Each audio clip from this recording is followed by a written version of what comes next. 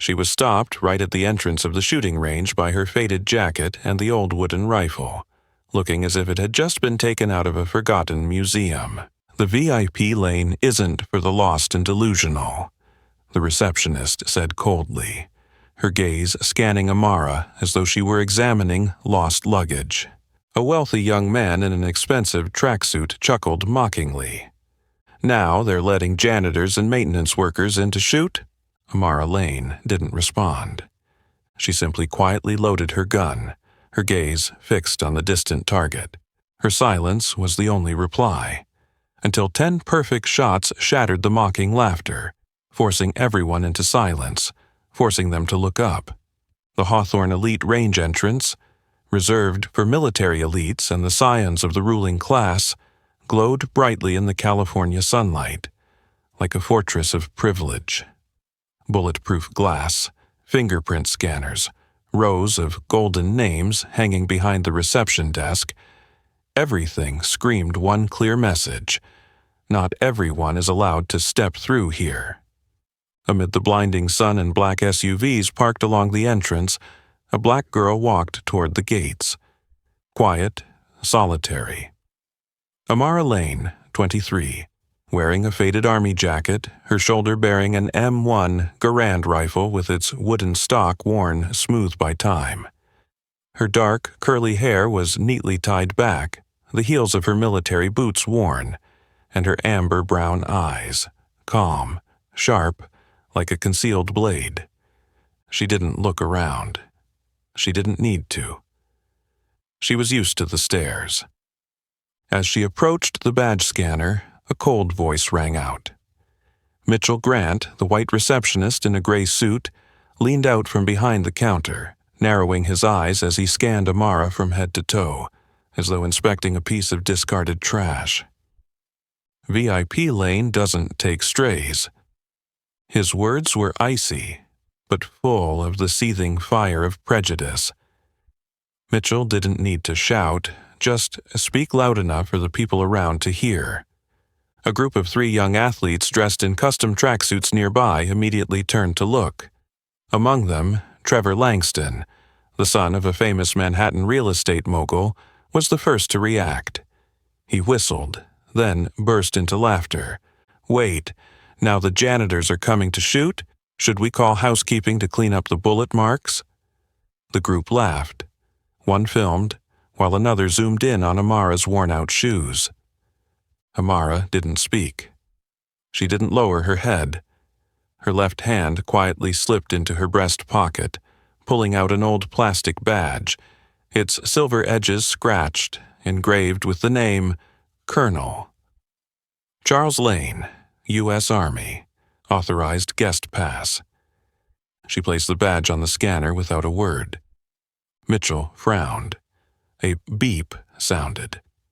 The green light lit up on the screen. A moment of silence hung in the air.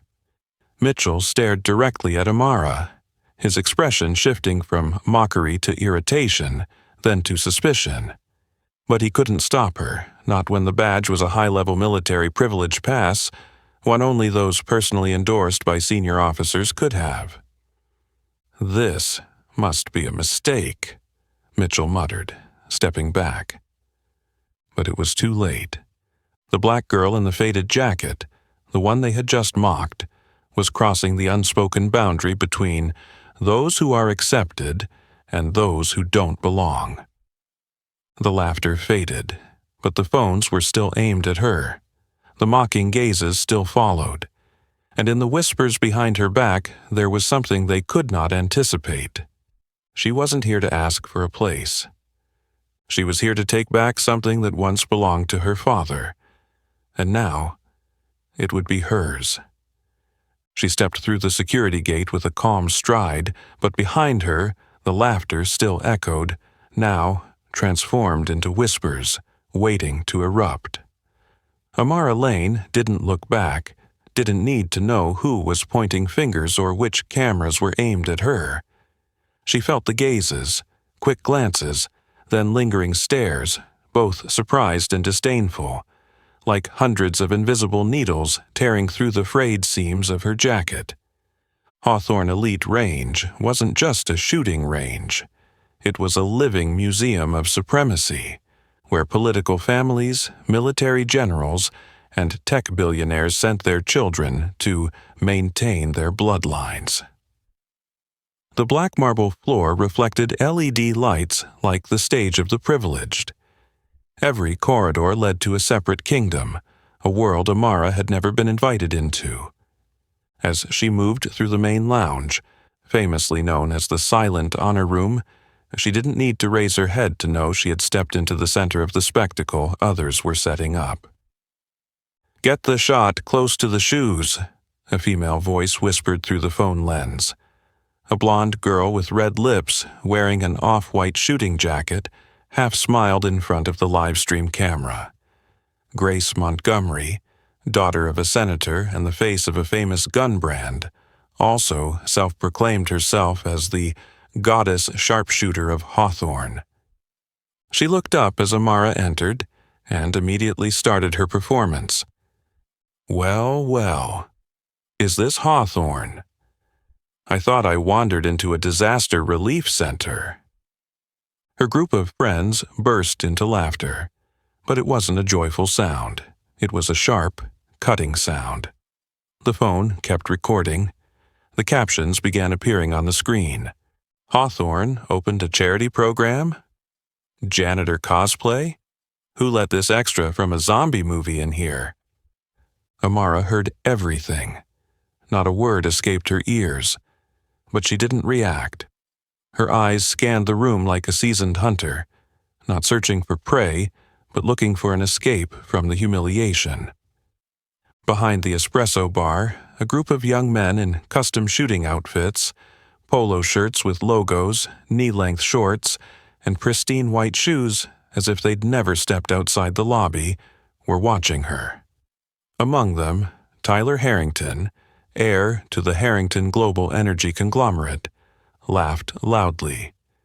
"To be honest, I thought the janitors took a wrong turn and ended up here. Who knew they were planning to take the shooting test?"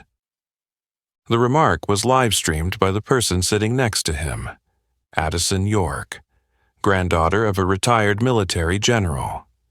Addison zoomed in on Amara's face, whispering loudly enough to be recorded.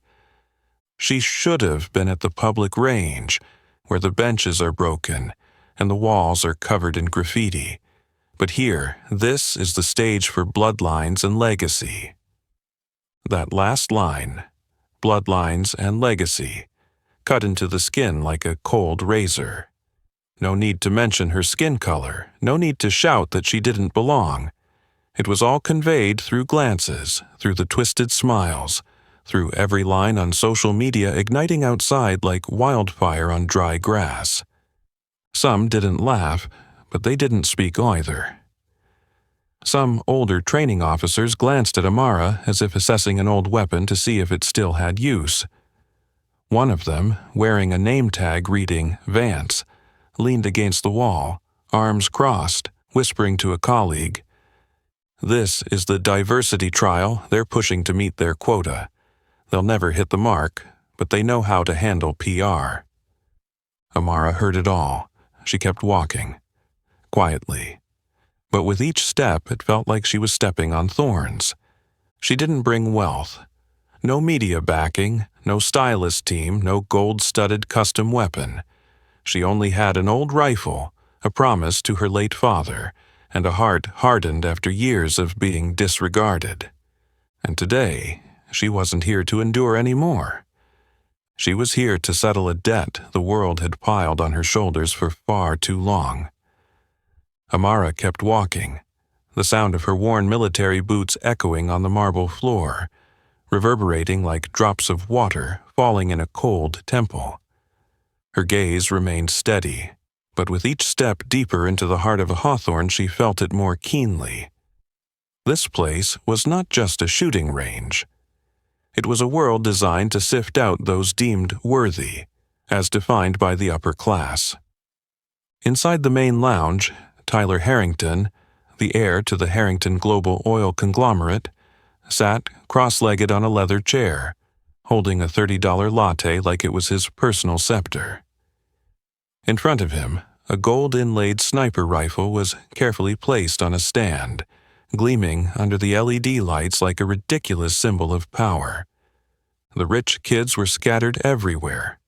Those born in mansions, raised in private schools, playing golf from age 3, and holding the legacy of this world in the palm of their hands. They didn't need to prove anything. Their presence at Hawthorne was proof enough of the victory they had inherited. And then, amid a sea of custom tactical gear, expensive shoes and Rolex watches, stood Amara Lane, with her worn-out M1 Garand, with her tattered boots, with skin that wasn't the same shade as the portraits hanging on the walls of the Hawthorne Honor Room. She was the crack in the opulent wall that this place had built over decades. Their gazes weren't just filled with disdain. They were filled with deep discomfort, as if her presence was a living accusation, reminding them that talent could not be bought with money. As she approached the weapons check area, a figure blocked her path. Veronica Chase, the veteran sniper trainer at Hawthorne, platinum blonde hair cut short, a blazer fitting her like a suit of armor, stood in her way. Veronica didn't need to raise her voice. The coldness in her tone was sharper than any bullet. Hawthorne is for real marksmen, not antiques. She paused for a moment, her eyes sliding down to the old Garand rifle, then slowly sweeping over Amara, as if appraising a second-hand item forgotten in a corner of a pawn shop. Around them, others stopped, their ears perking up like a pack of animals catching the scent of blood. Amara merely tilted her head slightly, her gaze cool and detached, but she said nothing. Veronica took a half-step forward, her voice sweet as acid. Perhaps the community range would be more suited to your situation. Each word of your situation was emphasized just enough, not overtly enough to be accused of racism, but enough for the entire room to understand. She wasn't just talking about the old rifle or the tattered shoes. She was talking about everything Amara represented. Tyler Harrington sneered. Trevor Langston raised his phone, zooming in for a close-up, clearly already thinking of a mocking video that would be widely shared within minutes. In the far corner, Addison York whispered to her friend, "At this rate, next time we'll see the janitors competing in the sniper trials." The crowd chuckled, a quiet sound, but sharper than the thud of a bullet. Amara didn't respond. She simply tightened the strap of her rifle across her shoulder, almost as if finding in it a silent reminder. I didn't come here to ask for permission. I came here to prove myself. Her gaze swept the room once more, and in the cold, bright lights of Hawthorne, she, wearing her faded jacket and carrying her old wooden rifle, became a living declaration, one that didn't need words. I don't need you to accept me. I will make you unable to deny me. Not a single word was spoken in response to the snickering, the watchful eyes, or the phone cameras slyly tracking her every step. Amara quietly made her way toward the shooting area, like an arrow that had long since been drawn and released, now only waiting to hit its target. The air in the room seemed to thicken, a silent tension pressing down on every breath.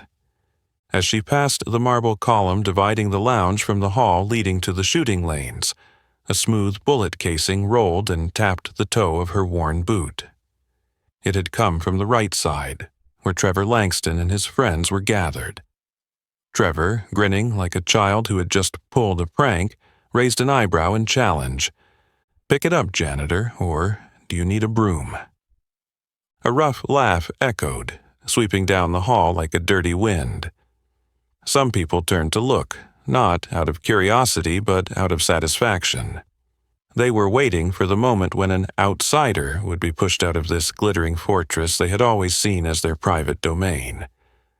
Amara didn't flinch. She didn't bend down to pick up the bullet casing. Her deep brown eyes passed over Trevor, as though looking right through him, as if he weren't even worthy of a frown. And then, with a simple motion, she stepped over the casing, letting it roll behind her like an insignificant piece of trash. That small but proud action was like a slap to the entire crowd. No one spoke, but the eyes began to narrow, disdain turning into a simmering discomfort. Amara continued walking. The jeers behind her began to grow louder. Go back to cleaning up. Save the gun for someone who knows how to shoot, you failure. We don't hire janitors here. But she kept walking straight ahead, head held high, her slender shoulders bearing the weight of the mountains of doubt and shame cast upon her, never once wavering. As she neared the preparation area, a figure blocked her path. It was Mason Briggs, the head trainer, a tall man with muscles clearly defined under his camouflage shirt. His face, once hardened by years on the battlefield, was now cold with an undisguised contempt. Briggs flashed a twisted smile, one filled with all the prejudices honed over decades in environments where only white skin and glory were familiar. "Hope you know which end to aim," he said, his voice rough like the sound of gravel rolling. No one laughed out loud, but the eyes were blazing. Phones went up again, as if they had just been handed a perfect shot, an old veteran, symbolizing power and legacy, facing off against a small, poor, lost black girl. Amara stopped and faced Briggs. No furrowed brow, no sign of hesitation. She replied, her voice calm, as though answering a simple academic question. "I'll figure it out." A long silence followed. Her answer, instead of an excuse or apology, carried a strange weight, a challenge that didn't need to be shouted. In her eyes, there was more than just determination. There was something deeper, a silent declaration. She wasn't just going to find the rifle's muzzle. She was going to find a way to shoot through the entire class system that Hawthorne had worked so hard to protect. Briggs raised an eyebrow, a brief flicker of annoyance passing through him, but he said nothing further. He simply stepped aside, as though accepting her presence only because the rules required it, no more. Amara stepped into the shooting range, a long space with cold white lights shining down on the wooden floor and concrete walls. The lanes were separated by transparent bulletproof glass, each lane a small world, a battlefield of its own. High-tech rifles with automatic laser sights waited for the heirs of power. From the leather seats far behind her, the eyes of Tyler Harrington, Grace Montgomery, Trevor Langston, and the others were fixed on her like a wall of ice. There was no more laughter, no more jeering, only waiting, waiting for her to fail, waiting for her to miss the mark, waiting for her to make a fool of herself. The live stream continued to roll, the captions updated constantly at the bottom of the screen. Countdown to embarrassment. Miss the first shot, and maybe you'll have to go back and pick up the bullet casing, sweetheart. This is going to be the meme highlight of the year. Amara reached Lane 8, the VIP lane. The electronic boards automatically scanned her pass, and a ding confirmed her access. She removed the M1 Garand from its strap, setting it gently down on the shooting table. Her hands moved quickly, precisely, checking every part, loading the ammunition, adjusting the sight. Her small frame was swallowed by the sleek equipment around her, but the concentration in each motion made the whole space seem to freeze. Behind her, Mason Briggs stood with his arms crossed, leaning against the wall, eyes narrowing, like an old hunter waiting to see if the prey was worth shooting. One by one, the people in the crowd followed her movements, holding their breath. They didn't know which moment they were hoping for, her failure or an unexpected explosion of success. But whatever they hoped for, Amara didn't care. She wasn't competing for them. She wasn't shooting for their approval. She was shooting for herself, for the promise to her father, for the years spent being looked down upon, for the kids like her, those who had never been allowed to step through the doors she had just entered. Amara placed her cheek against the stock of the rifle. She inhaled deeply, exhaled. The world around her faded away, leaving only the target in front of her, a tiny red dot in the vast white expanse. No more laughter, no more mockery, only one breath, and a bullet waiting to fire. She squeezed the trigger. Before the first shot could even echo, a rustling sound came from the glass hallway, soft, but enough to make everyone turn their heads. A figure emerged, walking slowly as if the entire room had been built just to set the stage for his entrance. Liam Caldwell. His face appeared on the live stream before his ballistic brand military boots even touched the floor. 25 years old, neatly styled brown hair, sculpted facial features, and cold blue eyes. Not the blue of the sky, but the color of ice stored in fine crystal glasses. On his back, Liam carried a custom sniper rifle worth over $60,000. Its matte black barrel sleek like the back of a black panther just letting out a low growl. His tactical gear hugged his body, the stitching perfectly showing off his athletic build just enough to give off an air of distance. His slip-resistant leather gloves, bearing the Hawthorne shooting team logo, were worn halfway up his fingers, exposing the veins in his index finger, a finger that had held 1,000 shots, yet never once been seriously challenged. Liam was the son of Victor Caldwell, CEO of the defense tech empire, Caldwell Dynamics. More than just a marksman, he was a living symbol of what was called the legacy of victory. The other kids here might be rich, might hold power, but Liam had both, and above all, he had the entitlement to stand at the top without needing to prove a single thing. Liam stepped out from the training room behind, lifted his rifle onto his shoulder, and turned slightly toward Lane 8, the lane where Amara was preparing for her first shot. She didn't turn back, but he watched her carefully, not with the gaze of a man appraising a woman, but with the look of a ruler realizing that someone had just stepped into his territory uninvited. Then he smiled, a slight grin curling the right corner of his mouth, just enough to set off a chain reaction in the crowd behind him. "Well, then," he spoke, his voice loud enough to carry to every mic on the ceiling. "Let's make this a fair game. If you win, I walk away. But if I win," he shrugged, his eyes narrowing, "you leave Hawthorne. For good." The sounds from the crowd behind him were like the growl of a wolf pack sensing blood. The live streamers howled, "Challenge accepted. Let's do it." "Place your bets, Liam. She doesn't have enough ammo." A few people shouted insults. One, wearing a polo shirt with a national flag emblem, likely the son of a senator, yelled, "Let's call this one the end of the janitor's career." The group burst into laughter, phones pointing straight at Amara's face as if they were live streaming a public execution. But Amara didn't speak. She only turned around and nodded, lightly, decisively, without emotion.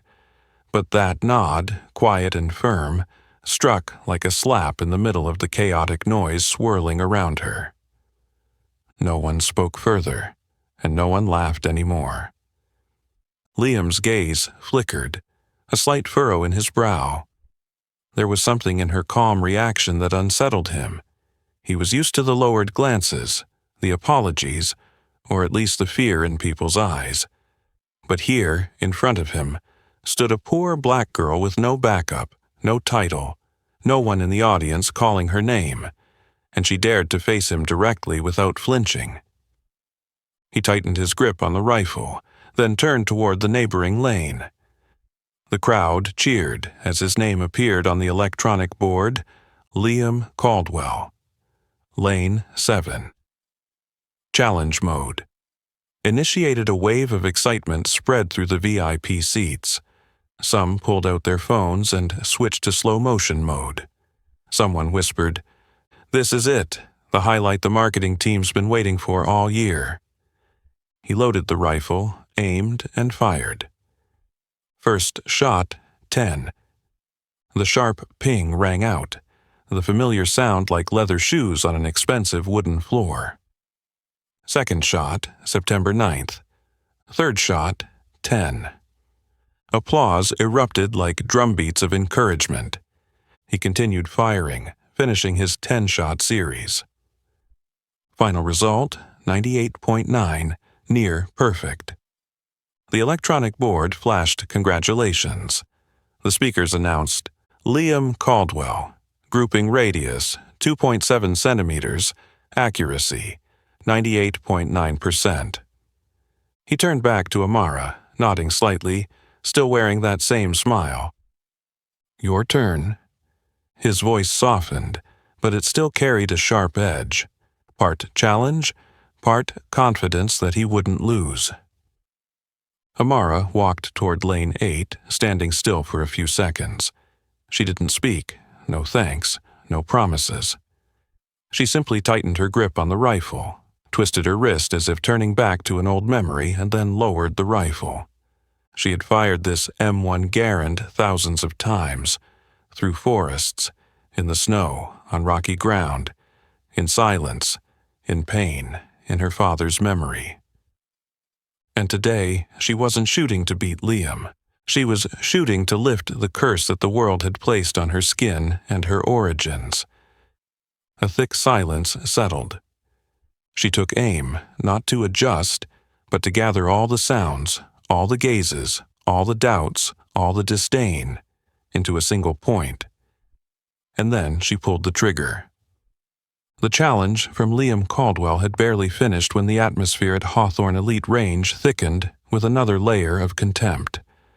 Amara's silent nod was like a smoldering fire, making the arrogant ones feel threatened, and like an instinctive response they began to thrash about, desperately clinging to their arrogance with the last few stabs before being swept away.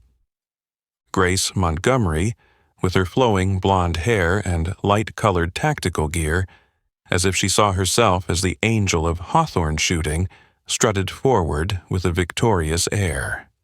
In her hand, she held a crumpled old shooting score sheet.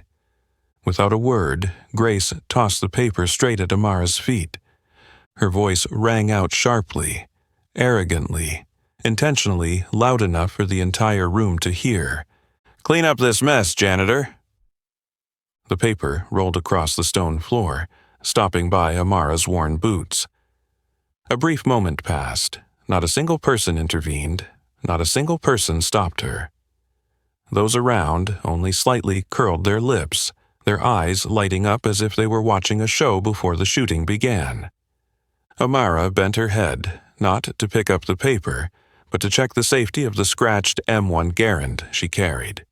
Her hand, sun-kissed and calloused from years of wear, slid gently over the wooden stock, firm and resolute. Across from her, Trevor Langston, in his $1,000 tracksuit, casually tossed his coffee stirrer down in front of Amara, the plastic hitting the floor with a dry crack. He laughed mockingly, his voice steady, but dripping with filthy contempt. "Your gun will probably break before you even get the first shot off." The laughter spread, thin but sharp, like small blades cutting through skin. No one defended her. No one spoke up. Even those who had begun to sense something off about Amara's presence fell silent, shrinking into the protective shell of the crowd. Because standing by her side at this moment meant going against the unspoken order of Hawthorne, a thing not everyone had the courage to confront. Amara didn't respond. She didn't bend down to pick up the stirrer or the paper. She simply, quietly, and gently slid the first bullet into the chamber. The sound of metal meeting metal was soft enough to be drowned out by the sighs and distant murmurs, but to Amara's ears it was the sound of a new chapter beginning. Her gaze locked onto the target in the distance, a small electronic bullseye 50 meters away, with a bright red dot right in the center, no different from the fragile heart of a world that had been against her. She didn't look at Grace. She didn't look at Trevor. She didn't care about the look from Tyler Harrington, lazily leaning against the glass wall with a sneering, provocative smile. She didn't care about the captions rolling non-stop on the live stream. "Hurry up and shoot, then go clean the toilet, sweetie. I bet she can't even get a shot in the center.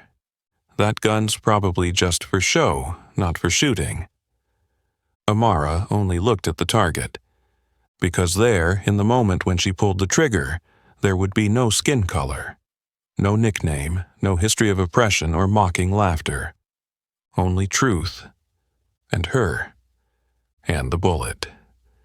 Outside, Coach Veronica Chase stood with her arms crossed, her lips curled in annoyance, whispering to Mason Briggs, "This is why I've always opposed opportunity expansion programs," she said, deliberately lowering her voice but just loud enough for Amara to hear. "They'll ruin our standards." Briggs nodded silently, his eyes cold as stone. Each word, each action, though filthy and petty, could not pierce the invisible armor that Amara had draped over herself. Because she knew, the more they threw mud, the more they panicked, the stronger the truth she was about to fire would become. Her silence, steadfast, cold, like stone before a storm, was what made them feel more uneasy than any response. Amara lowered her head one last time. Her hand tightened on the rifle's stock, pulling the M1 Garand closer to her cheek. A motion so practiced it felt carved into her bones since childhood. No one was laughing anymore. Because everyone, though unwilling to admit it, could feel it. A storm was about to explode.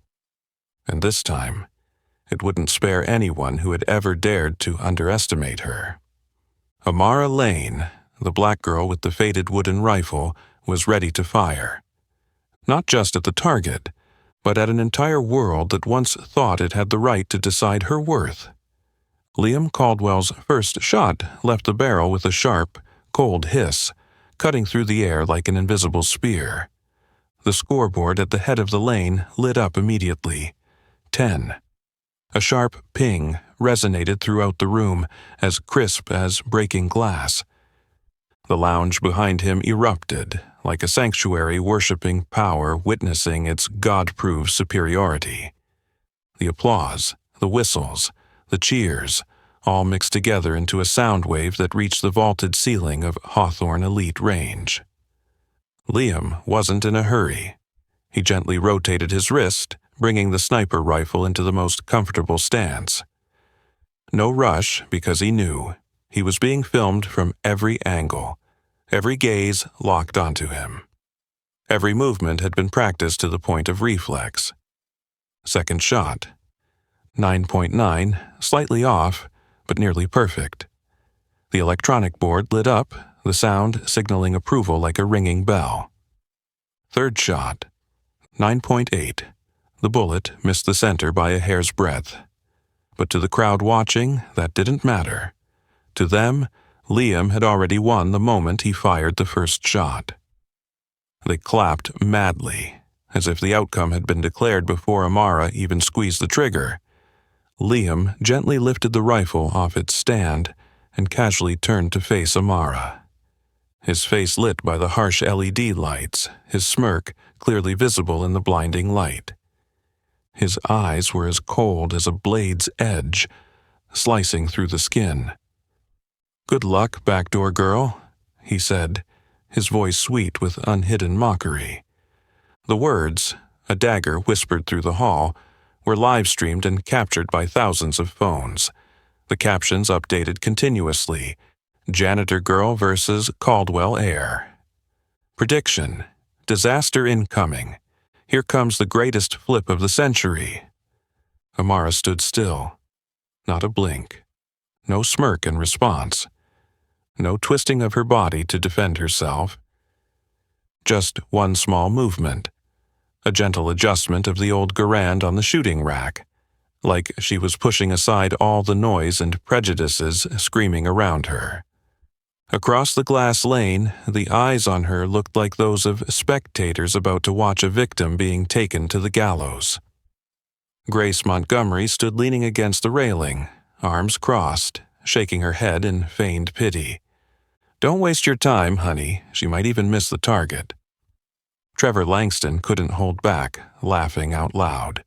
He grabbed his phone, aimed the camera at Amara, and quickly snapped a photo as she rested the rifle on her shoulder, captioning it, "About to have a big cleanup session at Hawthorne." Tyler Harrington, sitting with his legs crossed, swirling his espresso, smirked in disdain. She should have been given a broom instead of a rifle. In that dense atmosphere, Amara felt like a solitary shadow. No one applauded her. Not a word of encouragement. Only the cold, harsh white light shining down, exposing the frayed edges of her jacket, the scratches on her rifle. A beep sounded. The green light on the shooting table blinked. Signal ready. Amara didn't look at Liam. Didn't glance at the crowd. She didn't care how much they waited for her to fail. She relaxed her shoulders, took a deep breath, feeling the weight of the M1 Garand in her hands. Heavy, familiar, like the silent memories it carried. Her hand tightened, veins rising on her sun-weathered wrist. Her gaze didn't see anything except the target. A small red circle waiting 50 meters away. No more laughter in her head, no more insults. Only the steady beat of her heart, the sound of her breathing, and the memory of her father.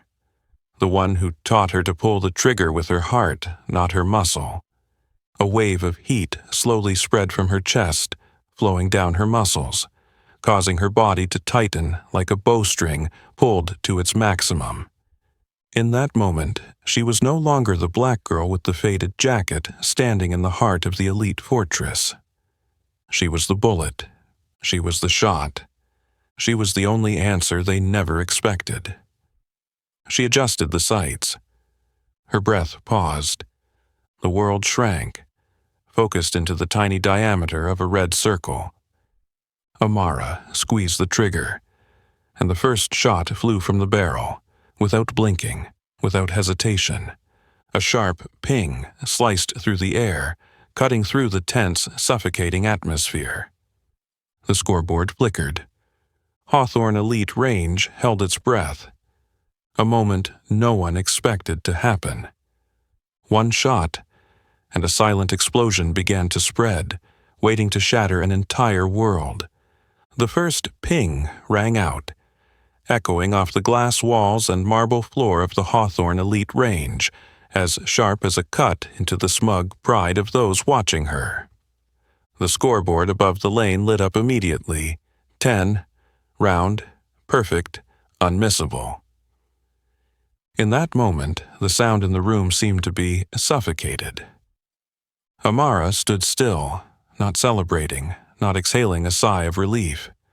She simply and silently reloaded, checked her stance, and squeezed the trigger again. The second shot left the barrel.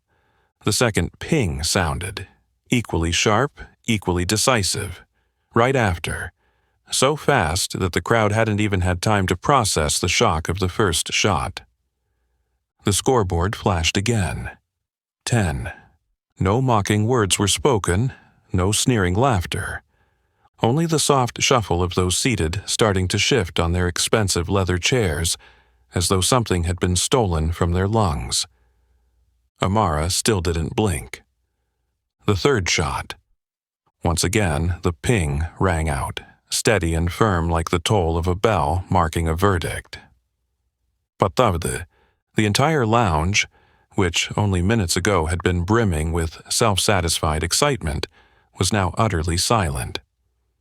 A few tried to force smiles, a forced pale grin, half mocking, half self-assuring that this was just luck. Grace Montgomery gripped her espresso cup so tightly that her pale fingers almost crushed the paper cup. Trevor Langston, who had been about to type the next mocking caption, suddenly paused mid-sentence. His fingers hovered over the keyboard, his eyes narrowing, trying to figure out what was happening.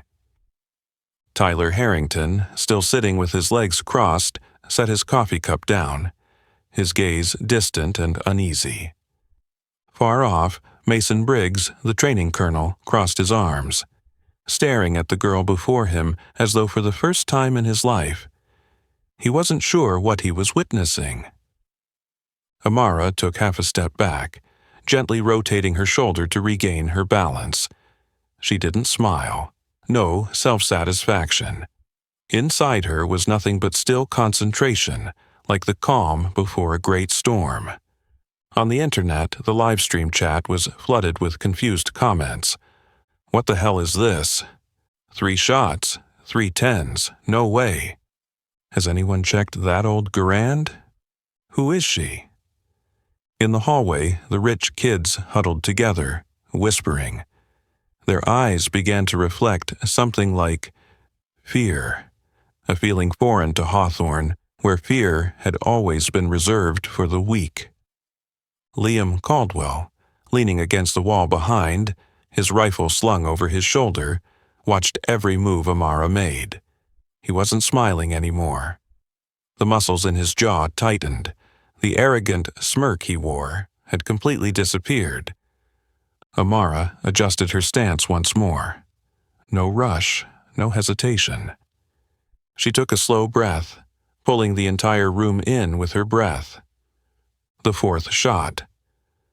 The ping sounded again, steady, without a single beat out of place. 10. A few people gasped audibly, almost unable to believe their eyes. Someone, unclear who, dropped their coffee cup onto the floor, the sound of it breaking echoing loudly. Amara didn't blink. The 5th shot. Patavde. A heavy sigh came from the VIP section, where the children of power were beginning to feel the suffocation they had never imagined facing. Now, the black girl in the faded jacket was no longer a joke, no longer a janitor, no longer a system mistake. She was a real threat. And more than that, a brutal reminder that in some places, bullets didn't recognize skin color or background. Amara quickly wiped the beads of sweat from her forehead with the back of her hand. The 6th shot. Patavde. Hawthorne Elite Range was drowned in suffocating silence. The small whispers, the clattering of phones, the uncomfortable shuffling. Each one was crushed by the steady ping of Amara inch by inch. Behind her, Grace Montgomery clenched her fists so tightly that her nails dug into her palms. She turned her face away, unable to look at the scoreboard anymore. Tyler Harrington sat up straighter, setting his latte down without touching it, his face now twisted between an indescribable emotion, half anger, half helplessness. The 7th shot. Patavde. Trevor Langston, the one who had laughed the most, now only mumbled, "No way." Amara swapped out the bullet, her movement smooth as if she weren't under the pressure of hundreds of eyes, thousands of live streams, and an entire legacy weighing down on her slender shoulders. The 8th shot. Patavde.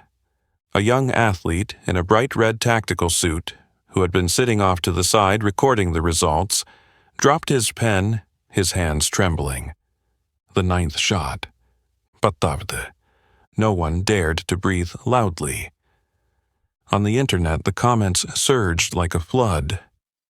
What is she doing? Is this breaking the record? Silent killer for real. And then the final shot. Amara stood still before the firing table, slightly tilting her head, her eyes locked onto the target. All the sounds, all the gazes, all the malice that had been thrown at her were now pulled back, tightening into a string that squeezed the very air around her. She squeezed the trigger. The bullet left the barrel straight as an invisible line, tearing through the 50-meter gap without hesitation. The ping rang out. The scoreboard blazed. 10, round, perfect, without a shadow of doubt. A large message appeared in the middle of the screen. Record broken. 100 out of 100. A congratulatory sound automatically rang through the system, the first of its kind since Hawthorne's founding.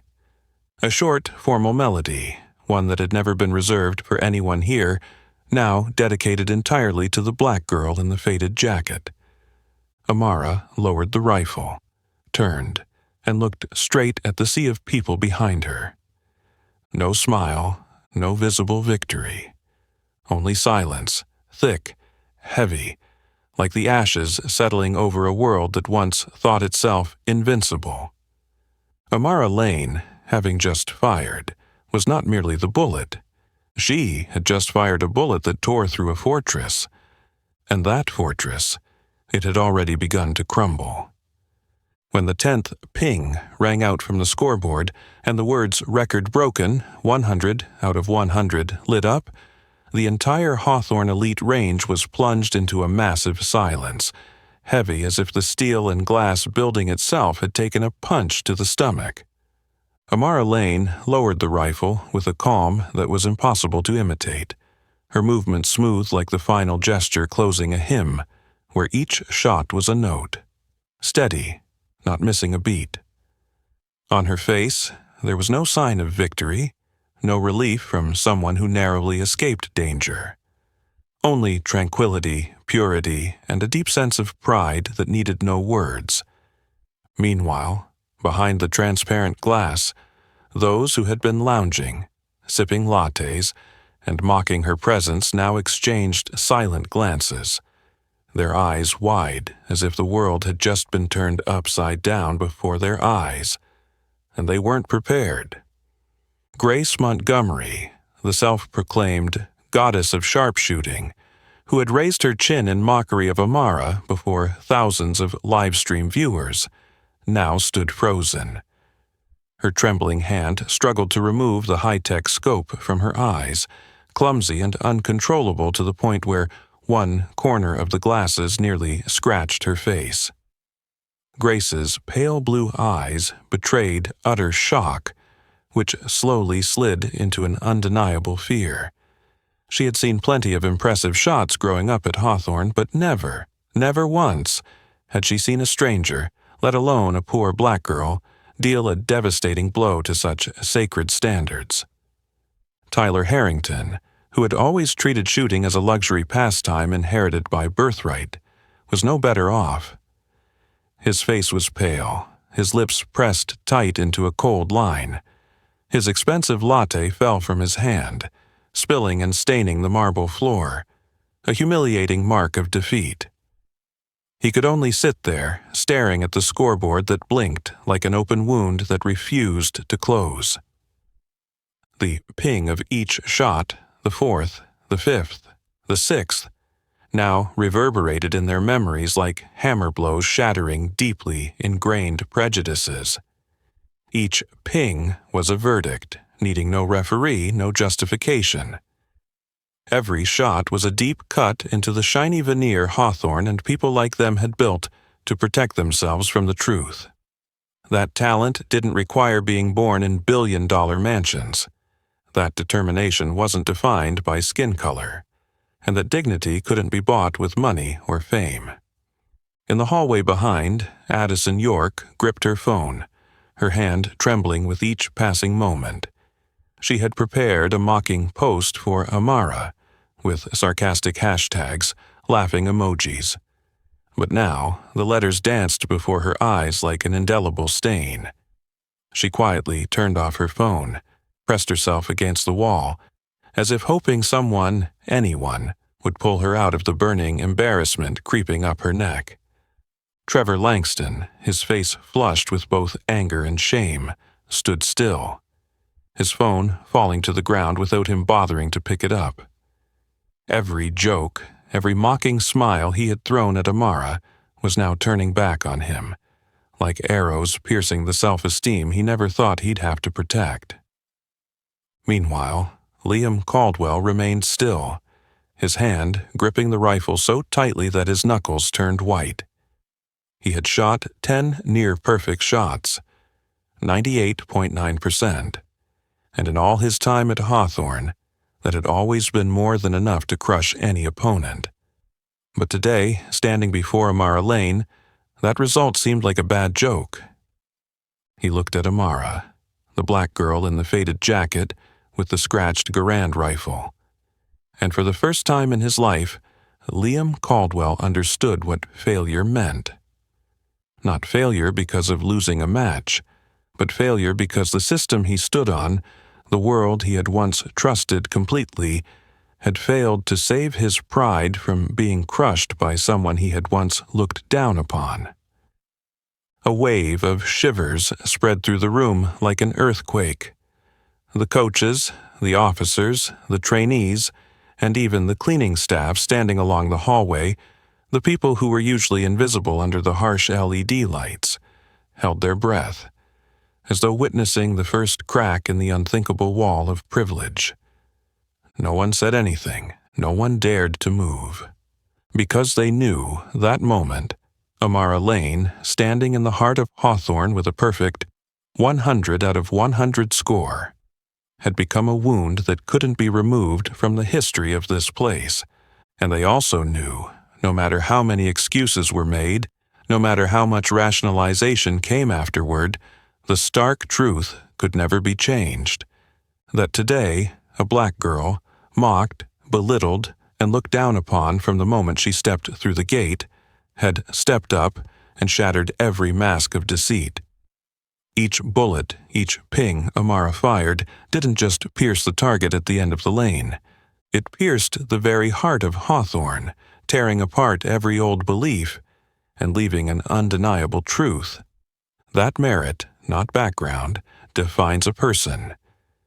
And in the cold white light, Amara Lane stood tall, silently accepting a victory that no round of applause could ever fully capture.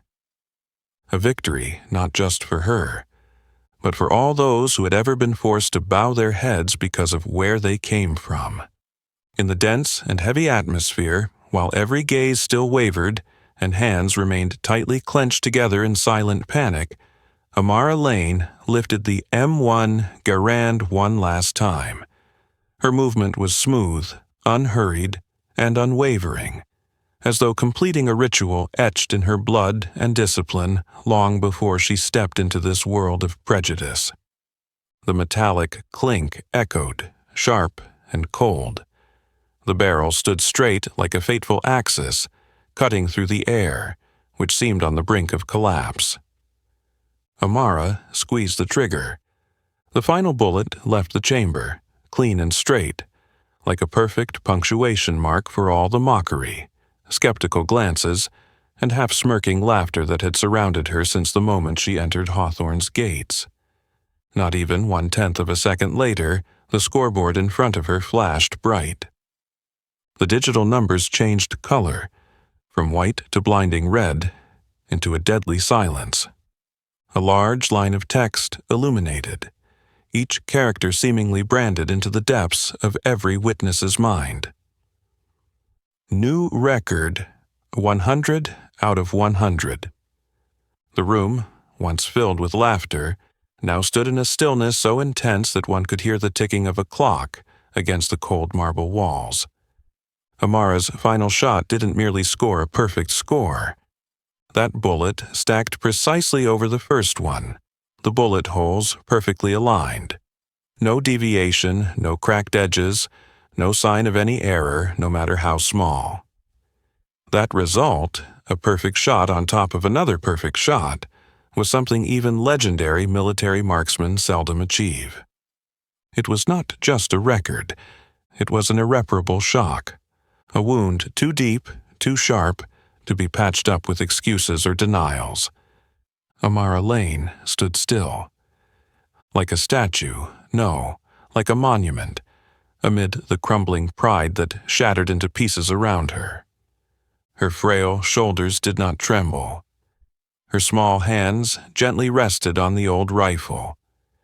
Her simple curly hair cast a shadow over her face where the cold light of Hawthorne couldn't fully penetrate the depth of her silence. In that cold light, she didn't need to shout. She didn't need to scream for recognition. It was her silence, calm, unyielding, that was the fiercest roar. In the back row, Grace Montgomery stood frozen as if encased in ice, her hands shaking around her coffee cup, her eyes unable to tear away from the scoreboard. Tyler Harrington slumped in his seat, his lips parted in a curse that never left his mouth. Trevor Langston gripped his phone tightly, but the live stream was gone. The screen was black, and now he, who had arrogantly broadcasted Amara's humiliation to thousands of viewers, was left with an image of himself. Small, ashamed, sitting in the midst of a crowd, witnessing the fall of the very world he believed he owned. Mason Briggs, the old colonel who had arrogantly stood before Amara and delivered the first mockery, now stood there, hands dangling at his sides, his gaze heavy with an emotion never allowed in this place: shame. And Liam Caldwell, the one once seen as the crown prince of Hawthorne, with his awards, records, praises, and the admiring glances that followed his every step, now stood rooted to the spot, like a statue stripped of its soul. Liam's pale blue eyes wandered, staring at the bright red scoreboard in disbelief. His hand still gripped the rifle, but no longer with the strength to hold it. The shiny black tactical suit clung to his body, only serving to make him feel more lost and isolated in a battlefield he lost the moment he failed to realize what the true battle was.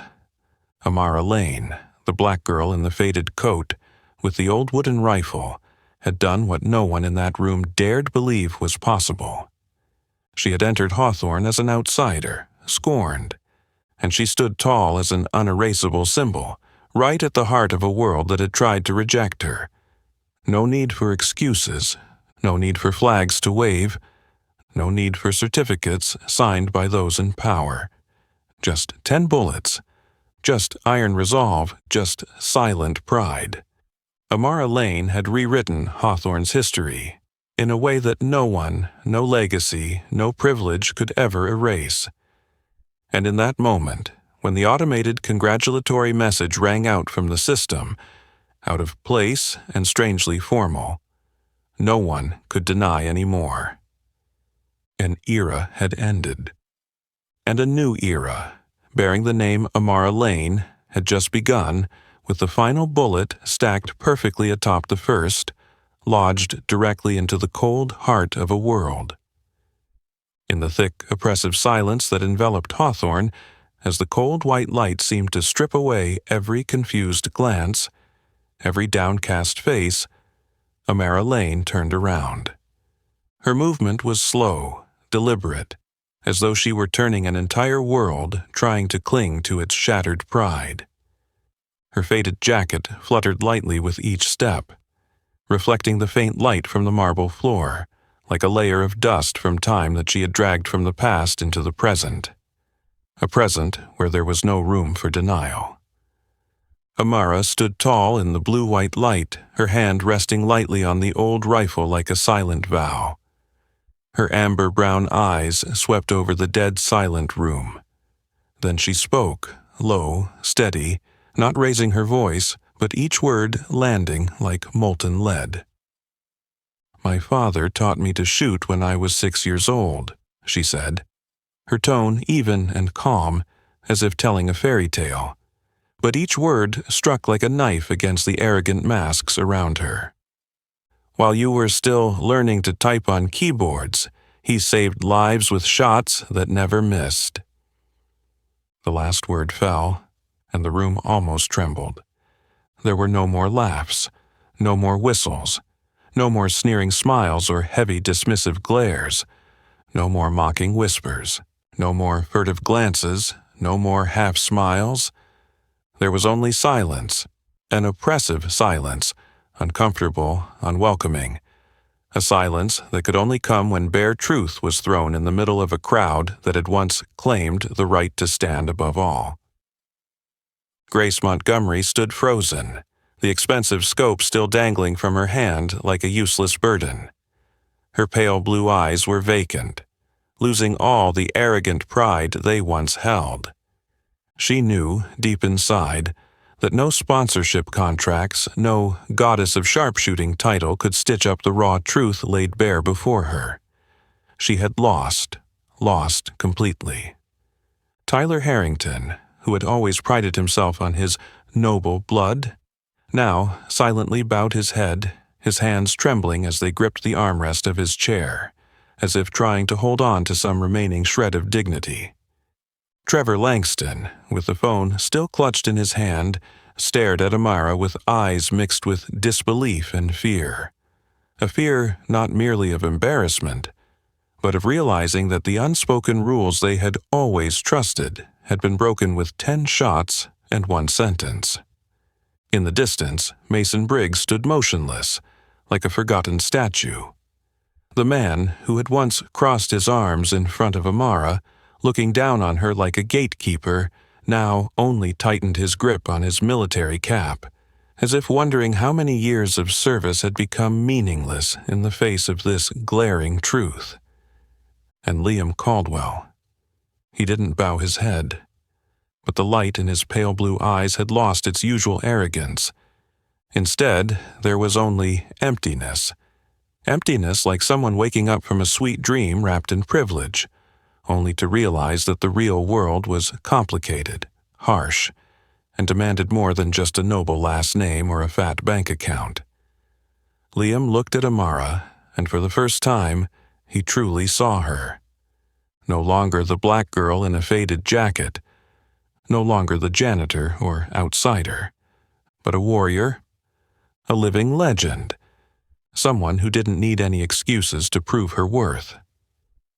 Amara stood there, not moving a step, needing no further words. Her words had done all that needed to be done, like the final bullet striking straight into the heart of a system that had rotted long ago. A few eyes quietly lowered, as if they couldn't face the truth they had helped build.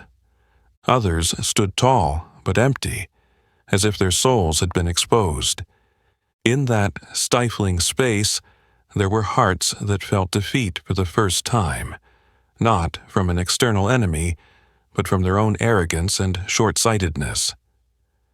Amara Lane, with her sharp silence and brief words, made Hawthorne bow its head. Not through force, not through display, but through truth. A truth that these steel and glass walls had never dared face for decades. A world that had just cracked. And in that silence, her figure, small but unyielding, etched itself into the memories of all those who had once seen her as an outsider, like a scar that would never heal. The air in the room seemed to compress into a dense, heavy block after Amara's brief but sharp words tore through the glamorous facade of Hawthorne. The gazes, still recovering from the shock, hadn't yet settled when the first sound rang out. Dry, heavy, almost solitary amid the sea of silence.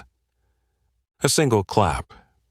Slow, rigid, as if each rhythmic clap was pried from deep within the palm of a hand, awkward but unstoppable.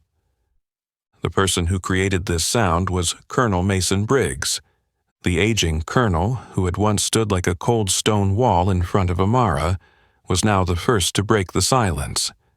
He shot up from the coach's row, his back straight, his eyes heavy, and began to clap, one by one, each clap landing on the marble floor with the harsh sound of gravel hitting stagnant water. No one dared to stop it. No one dared to laugh. No one dared to pretend. Because all of them, from the arrogant rich kids like Trevor Langston, Tyler Harrington, Grace Montgomery, to the officers who considered themselves the gatekeepers of standards, knew that bowing their heads now wasn't an act of kindness but an inevitability. And then, one by one, each person in the room, like dominoes knocked over by the weight of truth, began to clap along. The applause rang out, uneven, not enthusiastic but heavy. Heavy with the weight of repentance never before spoken. That applause didn't just honor a simple victory. It honored a victory that had shattered the invisible chains that had surrounded Hawthorne for years. The chains of privilege, of discrimination, of unspoken biases that had seeped into every brick, every glass pane, every footstep in this hall. Amara Lane stood still, her calm eyes sweeping over the room. She didn't smile, nor did she bow her head. She just stood there like an immovable landmark, forcing everyone to look up and face her, the girl they had once mocked, the one they'd tried to push out of Hawthorne's gates from the very first moment. Behind her, on the live stream screens broadcasting around the world, the viewer count surged higher by the second. Comments scrolled rapidly. She made history. Hawthorne bows to Amara Lane. A new era begins. We are witnessing the birth of an icon. Not just in the room. Not just from those who had once scorned her. The whole world was watching this moment, and they understood that something bigger than just records was unfolding. Amid the sea of people slowly clapping, Liam Caldwell stood frozen. He didn't clap. He didn't take his eyes off Amara.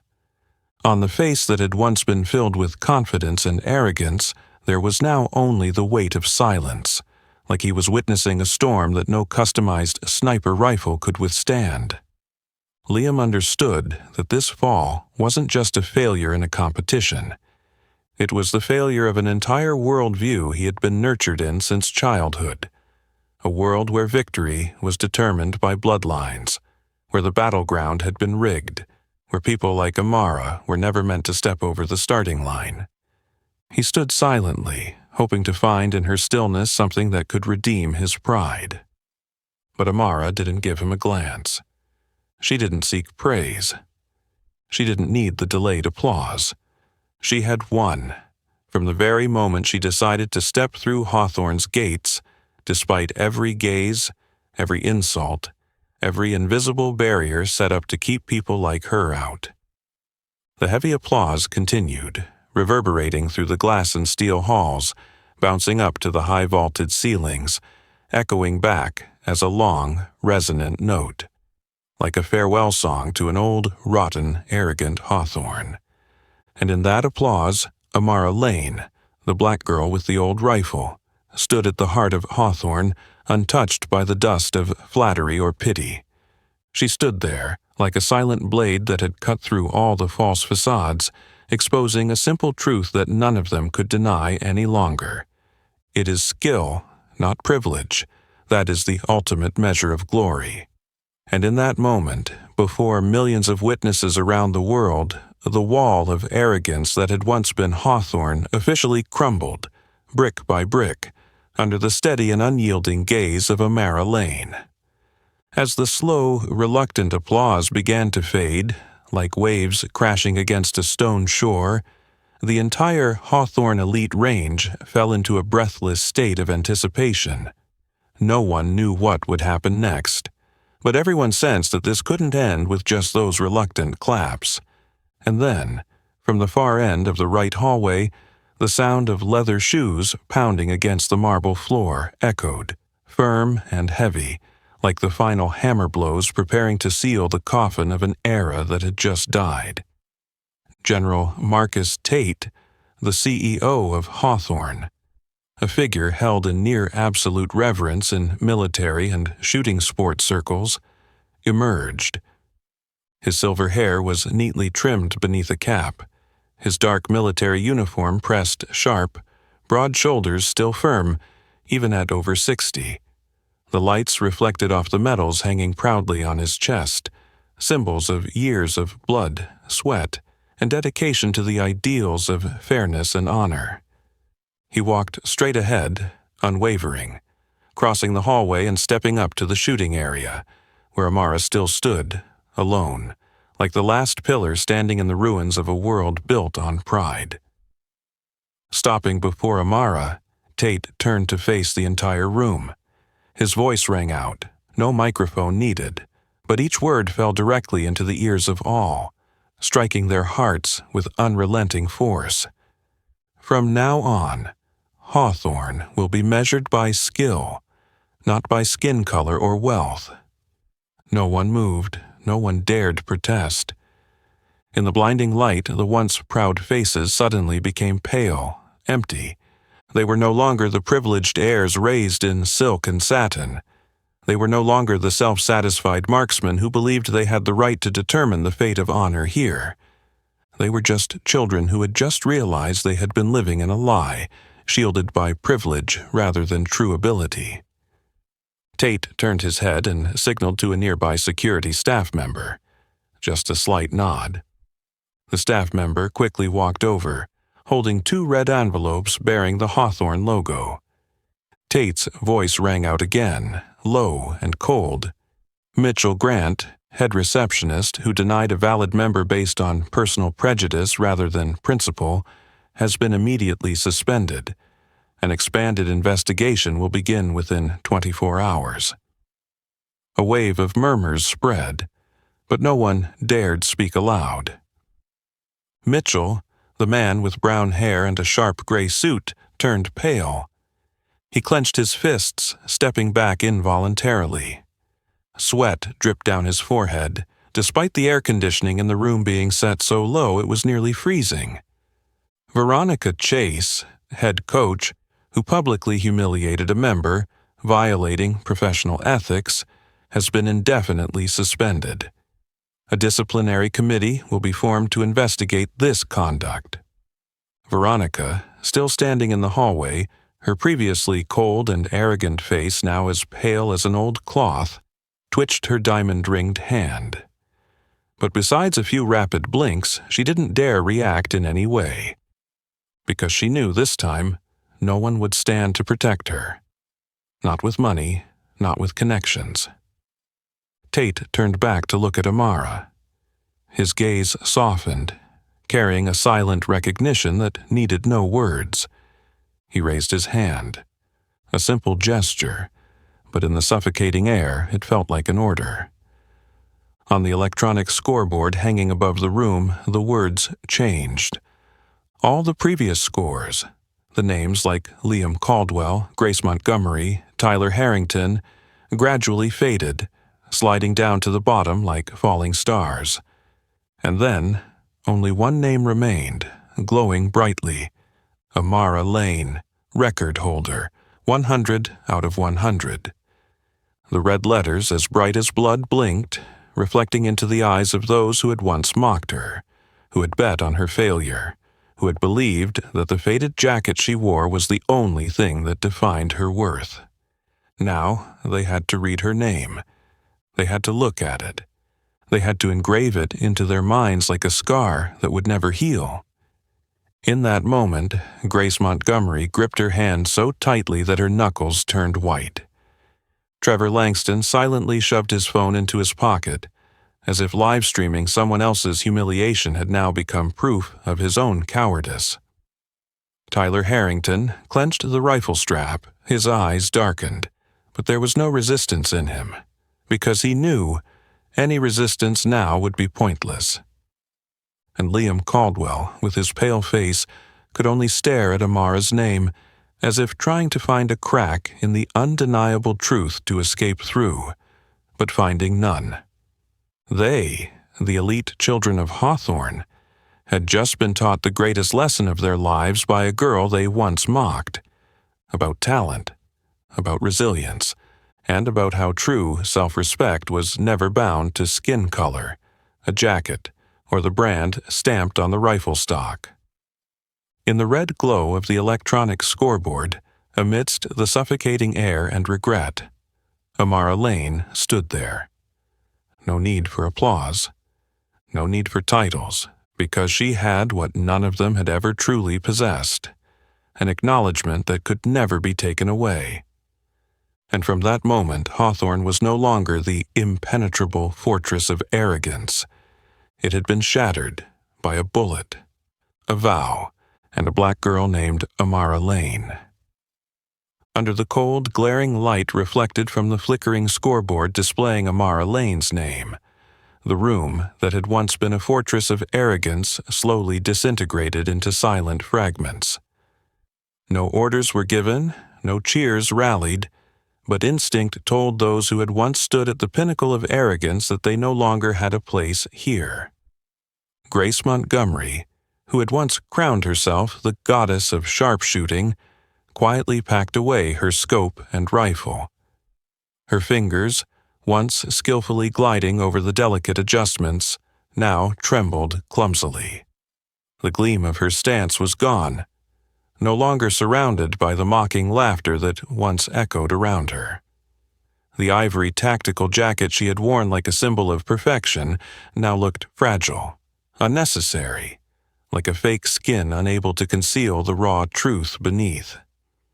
As she bent down to hurriedly stuff her gear into her leather bag, Grace didn't dare lift her head.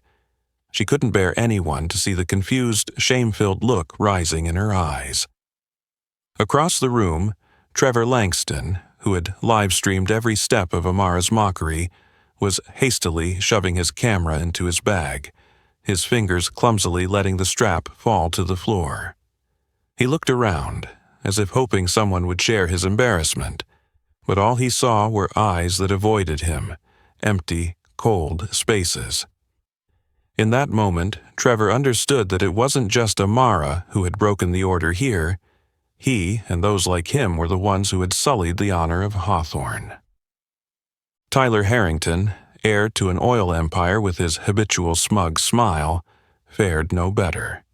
He stood frozen before his golden inlaid rifle, his eyes vacant. Everything that had once defined him, title, wealth, unconditional admiration, now lay as a hollow shell, irreparably broken. He didn't need anyone to say it aloud. Tyler knew, from this day forward, he would no longer be a symbol of anything but a bitter lesson about the destruction of arrogance. One by one, each person silently packed their things and slipped away like ghosts passing through Hawthorne, not with fanfare, not with glory, only with the weight of shame stamped on each heavy step. Meanwhile, outside in the world, something they could no longer control, social media, exploded. The live stream recording Amara's 10 perfect shots, followed by the irreparable collapse of Hawthorne's arrogant elite, spread like wildfire. Comments flooded in, shout Amara Lane inspires. True skill, no privilege. Hawthorne reborn. These hashtags covered major platforms from Instagram, TikTok, to Twitter and YouTube. News outlets reported with sensational headlines. A black girl shakes the Hawthorne fortress. Amara Lane, the new legend in American shooting. Breaking prejudice, the story of Amara Lane. Not only the young, but even older generations, veterans, teachers, and students from all over the U.S. shared the video, accompanied by heartfelt messages, admiration, gratitude, and long overdue apologies for a society that had allowed talents like Amara to be buried under blind prejudice for far too long. At Hawthorne, Amara stood still in the vast room, where the names once glorified now fell into silence. No one mocked her as the janitor anymore. No one dared to sneer at her faded jacket. Now, Amara Lane was a living symbol, a living proof that talent, determination, and personal dignity could break through any wall of arrogance, no matter how much power, money, or glorious history it was built upon. She, the girl who had once walked through the service hall, who had been labeled from the very first glance, now became a beacon lighting the way for millions who dreamed of recognition by their own merit. And behind that serene dignity, quiet changes began to take place. Hawthorne, once the symbol of class and superiority, now had to learn to change, to cleanse itself through the hard lessons they had paid for today. By every shot Amara fired, by every head bowed by those who once stood atop their arrogance, by the story of a black girl who not only broke through invisible barriers but also created a new standard. A standard that from now on, Hawthorne would have to look up to every day. Amara Lane, with her old wooden rifle on her shoulder, her jacket covered in the dust of time, and her unflinching gaze through any storm, had etched her name into history. Not through calls for attention, not through loud protests, but through action. A simple action, 10 shots. A perfect record, and an immortal legacy. Amara Lane's name still shines brightly on the gold plaque at Hawthorne Elite Range, its brilliance unfading despite the passing days, the sunlight and dust of time covering the reinforced glass. The words etched deeply into the electronic display. Amara Lane, record holder, 100 out of 100, stood as a permanent scar on the once impenetrable facade of Hawthorne. The memory of that day, the day the black girl in the faded jacket shot down the shattered pride of the arrogant, continued to spread like a legendary tale, reaching far beyond the steel and glass hallways of Hawthorne. In the days that followed, silent but irreversible changes began to take root. The membership evaluation system was rewritten. Shooting scholarships now based on ability, not family connections or wealth, were publicly announced. The breeding grounds for the privileged, once firmly entrenched, quietly dissolved, no one daring to hold their head high with the hollow legacy anymore. In the midst of this new reality, something unexpected began to emerge. A shift that intrigued onlookers just as much as Amara's historic victory. Liam Caldwell, who had once faced her in that unfair contest, quietly sought her out. At first, it was just fleeting conversations, heavy and awkward, on the practice range, in the small cafe near the shooting lanes, or by the steps where she often sat, cleaning her old M1 Garand. No long apologies, no weary justifications, just direct looks and silence when necessary. Silence that no longer carried arrogance, but genuine acknowledgement. Gradually, during shared practice sessions and conversations about the past that Liam had never thought would interest him, about Amara's father, about test shots in the cold wilderness of her impoverished hometown, something started to grow. A month after that historic day, they officially began dating. No fanfare, no drama. Just simple, like the way a bullet quietly finds its target, needing no acknowledgement. 3 months later, under a soft sunset in the Sierra Nevada mountains, Liam knelt down, holding a simple silver ring, no jewels, no sparkle, only glowing with his steady gaze and filled with hope. Amara smiled, a rare, deep, and gentle smile, breaking like the first light after a storm. She nodded. No need for too many promises, because they both understood that what bound them was not redemption or a sense of owing. It was respect. Complete, equal, and voluntary. When news of their engagement spread, social media exploded again, but this time there were no cruel jabs. Pictures of them together, her in the old faded jacket, him in a simple tactical suit, flooded platforms with messages like strength in perseverance, love that overcomes prejudice. They've changed their small world and found each other. Not just the young, but even older people, veterans, teachers, students from all corners of America shared the video, along with heartfelt messages, admiration, gratitude, and late apologies for a society that had long buried talents like Amara under blind prejudice. At Hawthorne, Amara stood still in the vast room, where the names once glorified now faded into silence. No one mocked her as the janitor anymore. No one dared sneer at her faded jacket. Now, Amara Lane was a living symbol, a living proof that talent, determination, and personal dignity could break through any wall of arrogance, no matter how much power, money, or glorious history it was built upon. She, the girl who had once walked through the service hall, who had been labeled from the very first glance, now became a beacon lighting the way for millions who dreamed of recognition by their own merit. And behind that serene dignity, quiet changes began to take place. Hawthorne, once the symbol of class and superiority, now had to learn to change, to cleanse itself through the hard lessons they had paid for today. By every shot Amara fired, by every head bowed by those who once stood atop their arrogance, by the story of a black girl who not only broke through invisible barriers, but also created a new standard. A standard that, from now on, Hawthorne would have to look up to every day.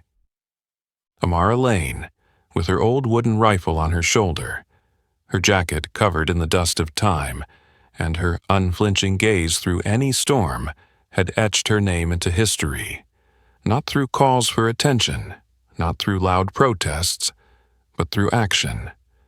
A simple action. 10 shots, a perfect record, and an immortal legacy. Amara Lane showed us that sometimes, to change the world, you don't need a powerful army or endless speeches. You just need a heart that refuses to be subdued, and one moment of daring to step forward, even when the whole room turns its back on you. From the girl once mocked at the gate, Amara became the living symbol of resilience, of the undeniable truth that dignity cannot be denied by prejudice or privilege. Her story not only changed Hawthorne, but also gave hope to millions of people out there, those who still quietly fight every day to be seen for their talent and strength alone. What do you think? In a world still full of invisible barriers, would you have the courage to stand firm and prove your worth as Amara did? Share your thoughts in the comments. If you love inspiring stories like this, don't forget to like the video, share it with friends, and subscribe to the channel so you won't miss out on the next incredible journeys.